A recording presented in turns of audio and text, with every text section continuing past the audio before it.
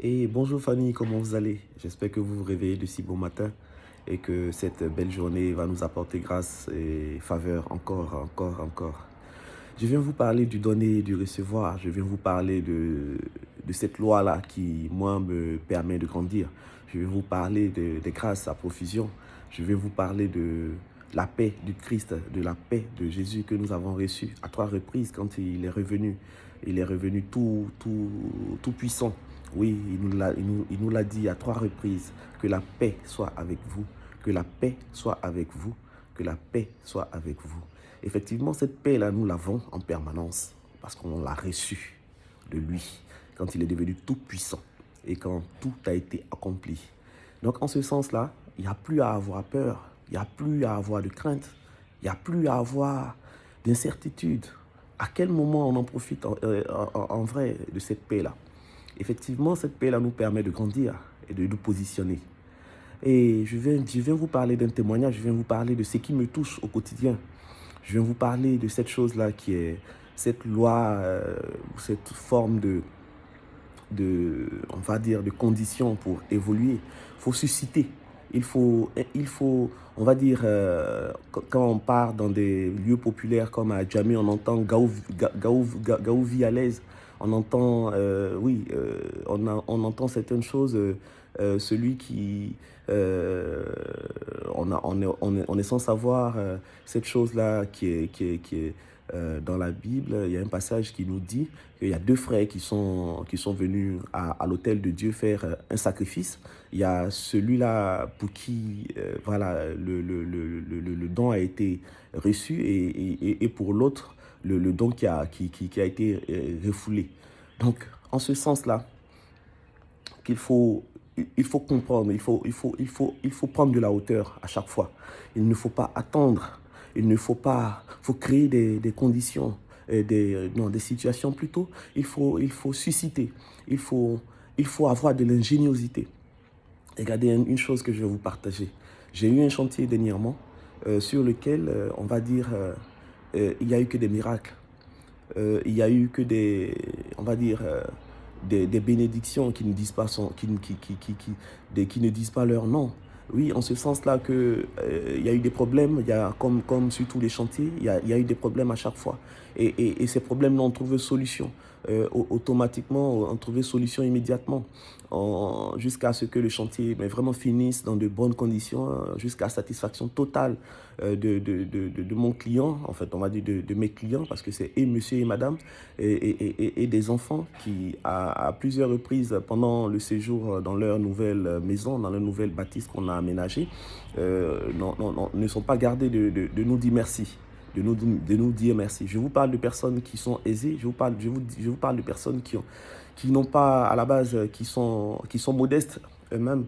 Oui, qui sont modestes elles-mêmes, oui, parce que effectivement ils ont les moyens, ils sont pas obligés d'être reconnaissants. Ils ont payé, voilà, le service que je leur fais.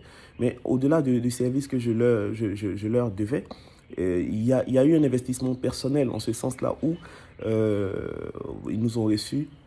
Mon épouse et moi, mes enfants, mes enfants, ma petite famille et moi, ils nous ont reçus chez eux pour faire on va dire, pour faire le test des travaux qu'on leur, on va dire, le test réception de travaux qu'on leur a fait. Et pendant ce jour-là, quand nous sommes arrivés, la veille, j'avais donné des consignes aux ouvriers et tout, mais le travail n'avait pas été fait comme il se devait. Donc, quand je suis arrivé le matin, je me suis rendu compte que le site était tout sale, les choses étaient laissées à l'abandon.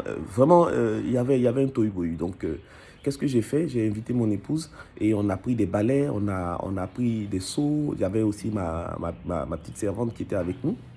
Et tout de suite, comme on dit en Manawa, en Bongaou, voilà, on s'est mis là à nettoyer, à laver le site,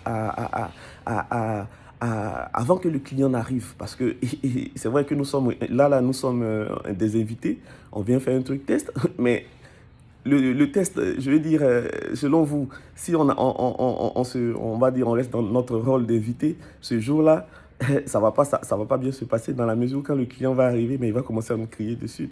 Il faut être suffisamment intelligent, comme je disais tout à l'heure, il faut prendre de la hauteur. Et donc, effectivement, On s'est mis là, mais il faut voir, on a commencé à transpirer alors que c'était un dimanche, on venait de la messe et tout. Je me suis dit, bon, limite, c'est clair, c'est une galère. Hein? J'aurais pu rester chez moi tranquillement, mais bon, là, il y a une épreuve. Donc on s'est mis là à nettoyer, mais il faut voir, au moment où le client est arrivé, il vient se rendre compte que, attends, mais Edgar, qu'est-ce qui se passe? Je dis, ah boss, les gars, ils n'ont pas respecté, voilà, c'est ce que je leur ai dit. Donc là, je me suis rendu compte que, voilà, il m'a dit, non, non, non, je ne vous ai pas invité pour que vous veniez, voilà, être on va dire, des manawa, quoi. Excusez-moi du terme. J'étais tout en sueur, mon épouse aussi. Bon, ils ne l'ont pas reconnu tout de suite. Et c'est à la longue, après, à un moment donné, son épouse qui vient. Bon, et monsieur Guillaume, je vois les enfants, mais et madame, je dis, ah, madame est à la cuisine. Parce que quand on a fini immédiatement, madame est allée donner un coup de main à la cuisine. Mais je ne vous dis pas. Ils ont passé toute la journée à être médusés. C'est quel architecte qui prend balai, qui est en train de... Un peu pour vous dire. Mais on a fini cette soirée-là au moment où on partait. Bon, on a attendu que leurs invités aussi, quand ils arrivent. Effectivement, voilà, on passe une journée. Nous, on était là à veiller à ce que tout se passe bien. Et le soir venu, on a été les derniers à partir. On a été les premiers à venir et les derniers à partir. Mais je ne vous dis pas, au moment où on partait monter dans la voiture, c'était carrément des larmes, quoi. Je vous dis des personnes qui sont aisées, mais voilà, qui sont nantis, qui viennent et qui sont remplis d'émotions et qui nous disent à mon épouse et à moi, vraiment merci et tout. Donc on est parti ce jour-là. Et depuis là, je ne vous dis pas l'attachement, je ne vous dis pas les liens qui se sont créés. Pas plus tard qu'hier, j'ai été inspiré, je suis allé leur faire une surprise. Voilà, je comprenais, moi, les émotions me remplissent. Je suis allé leur faire une surprise et qu'ils ont reçu. Faisant allusion tout à l'heure aux deux frères qui sont allés, voilà, qui sont allés à l'hôtel de Dieu faire un don. Et il y a un qui a été refoulé. Il ne faut pas attendre. On a très souvent tendance à attendre. On est dans les certitudes. On est là. Il faut susciter. Il faut susciter. Il faut emmener les gens à adhérer à votre concept. Il faut emmener les gens à comprendre que vous êtes vrai, que vous n'êtes pas une personne fausse. Il faut emmener les gens à regarder dans votre direction, à vous aider aussi. Parce que c'est de ça dont il est question. Voilà, on vient de loin, on a reçu de belles grâces, mais à quel moment ça nous profite? À quel moment ça nous profite? C'est de ça dont il est question. C'est de ça dont il est question. Il ne faut pas attendre, il ne faut pas être hésitant. Il faut se lever, il faut susciter. Il faut emmener les gens à épouser. Il faut emmener les gens à se dire, ah mais voilà des gens qui ont envie de faire. Voilà des gens qui réfléchissent, qui ont du potentiel et qui vont au-delà de leur potentiel. Il faut prendre de la hauteur. C'est ce que j'avais à vous partager ce matin. Je viens vous dire merci, shalom. Nous sommes dimanche et je viens vous apporter des grâces à profusion. Je viens aussi, à travers cette vidéo, dire joyeux anniversaire au révérend Guillaume Assémian. Oui, cette personne-là qui actuellement est en retrait, a décidé de faire une retraite pour nous. Oui, parce que c'est pour nous qu'il a fait cette retraite-là. Il est en train de demander grâce, de faire plaisir à Dieu, de demander grâce et de permettre au retour de cette retraite-là, de nous permettre de profiter de ce que lui seul, il a pris du retrait à faire. C'est comme ça. C'est comme ça, il faut se sacrifier, il faut prendre... Même cette vidéo que je suis en train de faire, je n'étais pas obligé de la faire. Mais j'ai besoin de vous partager des choses. J'ai besoin parce qu'à un moment donné, quand Dieu vous donne grâce, vous permet de vous donner de belles grâces, ce n'est pas pour vous à la base. Il regarde à ce que vous êtes, il regarde à votre cœur et surtout à ce que vous pouvez faire pour lui. Donc là, je suis en train de travailler pour Dieu. Je suis en train de travailler pour vous. Je suis en train de faire en sorte que ce qui m'a touché vous touche aussi. C'est de ça dont il est question. On n'attend pas d'être dans la caisse, dans le cercueil pour se lever. Non, il faut se lever. Au moment où on a le souffle de vie qu'on n'a pas, qu'on ne mérite pas, au moment où on a encore la force, c'est en ce moment-là qu'il faut œuvrer. Qu'il faut œuvrer. Je vous exhorte à œuvrer, à vous lever. On a reçu la paix du Christ. On a reçu les grâces à profusion. Oui, on a reçu de belles grâces. Et alors, il faut que ça nous serve de notre vivant. Alors, shalom, shalom. Je vous souhaite une excellente journée dominicale.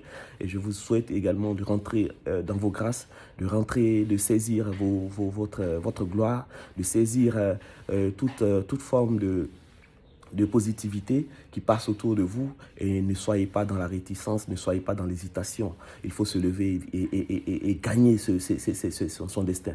Amen, amen, je vous dis merci et puis excellent dimanche.